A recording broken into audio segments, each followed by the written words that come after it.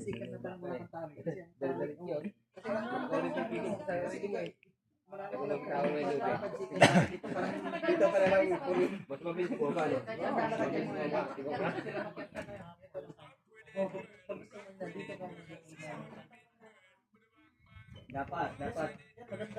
Dapat matapos na yun doon. Kasi dito na yung bag.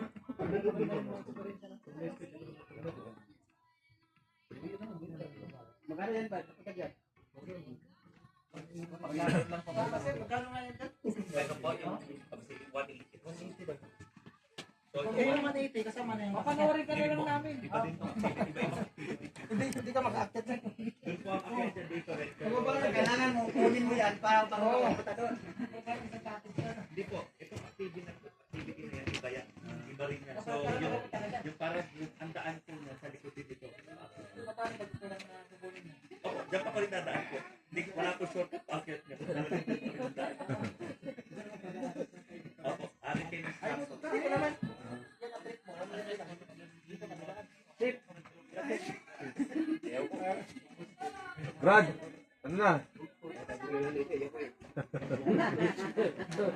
Try yung stairway mo sa stairway. Ako kahit Ganda yun, ayaw. Tama na ako.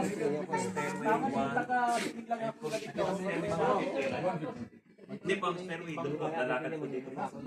Stairway na tayo para isang grupo tayo. Yung malakas na nagsimula. Yung stairway kasi maganda pagkakit ng hagdan. 45 meters height. Metal ladder yun. Pagdating mo sa taas mo, zip line na yun. Yung zip line nun, 150 meters. Sitting position. Kasama na yun. Kasama na po. Para ma-enjoy tayo lahat.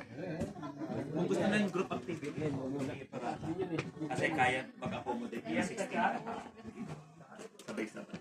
So lalo na kung isang group, maganda yung group activity. Yan lagi bibigyan. Sirman. Linda, are you ready? Huh? You like? Yeah.